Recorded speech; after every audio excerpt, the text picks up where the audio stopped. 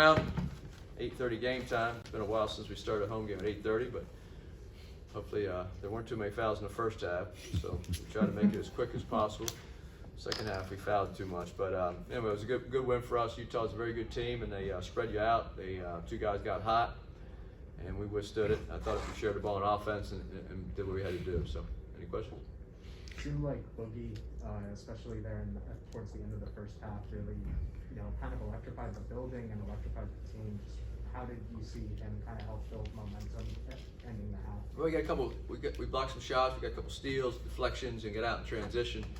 And he's very good. He can dunk the ball pretty easily in transition. He did 2 of those, and then he made a couple long threes. So he played really well offensively and defensively for about a 7 or 8 minute stretch. So, but our whole team did. So I thought we really made that nice run because we're doing what we needed to do.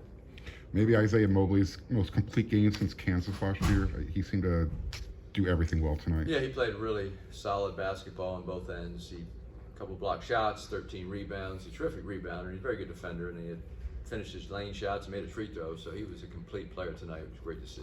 Coach, talk about the improvement of Max. Well, Max gave us a huge lift. We need his scoring ability and his length and his defense and rebounding. And when he's not scoring, he can still affect winning by his athleticism and if he rebounds and deflections and steals and block shots. So I think coming into the game, he had 6 blocks and 5 steals, which is pretty good through 6 games. And tonight I thought he was active, and in the second half he gave us a big lift offensively. How did the injury to Brendan Carlson change things? Well, Carlson's a good player. It took a lot of their size out in the lane, but what it did, it put 5 shooters on the court. So now our big lineup had to chase those guys around. We had to do a lot of switching, and as you saw, there are 2 guys at 28 and 21. I thought they played great, and then Batten. So what they did is they went small and really spread us out, and they're hard to guard like that. Ethan Anderson coming off the bench tonight, how do you think he handled that role? Ethan's been playing great basketball. He is really playing well. He's a tough defender. Tonight he had he scored the ball, he assisted, he defends, and he's just playing terrific. He had 13 assists and 3 turnovers coming in tonight. I think he had 2 and 1 tonight. Had 10 points, but yeah, he's just playing really at a high level. In what sense during the summer and putting this team together did you really feel like you had a top 20 team and seemed like it started a season like this? Well, you just never know. Guys have to produce on the court, and we have a long season ahead, so we're excited to be 7-0. I think we played a challenging schedule, going on the road a couple games and some hostile environments, which were really fun to play in. Temple and Florida Gulf Coast.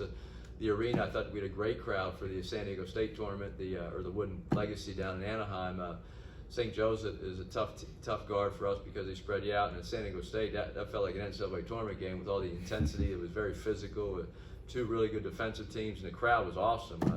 They had a lot of fans, and we had a share of them too. And I just thought that was a great atmosphere for a local tournament, even though Georgetown and St. Joe's came out from the East Coast. And then tonight we got off to a good start in the Pac-12. So I think we have a long season to go, but we're happy with our team. I think this summer you just never know. We were so spread out this summer, a lot of guys, and then we have 4 freshmen. Boogie came in, and we had never played together, and so until you get into the preseason and the regular season, you just don't know. Building off that, what pride do you take in the consistency of the program now, where you can lose Evan Mobley and come back and have your best start since 2014?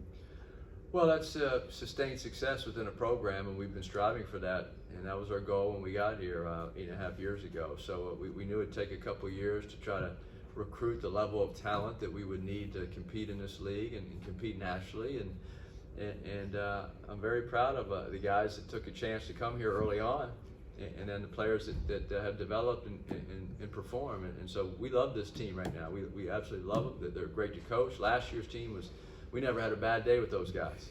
And the year before we were 22-9, didn't get to go to the tournament because they canceled it because of COVID. But coaching Jonah Matthews with his toughness and Nick Rakocevic and Daniel Utomi and those guys and Onyeka, I mean that was a fun team too. So when you can walk in the gym every day and just appreciate being there, first of all, because you're playing at a high level, but secondly, the camaraderie among the players and the staff, I think, has been really good. And so it's a credit to our guys, our players, the guys that first decided to come here early on when we weren't very good, and they built the program, and then these guys have come in and just done a super job. So we're very, very proud of them. Do one more. How concerned are you with the free throw shooting?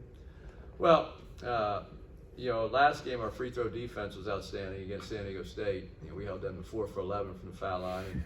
And, tonight our free throw defense was not very good. They were 11 for 14. So we have to improve on that. But eventually some of our guys are going to make some shots. Isaiah stepped up and made 5 out of 6. So we'll start there. Thanks, Coach. Thanks. Yeah. Thanks, Coach.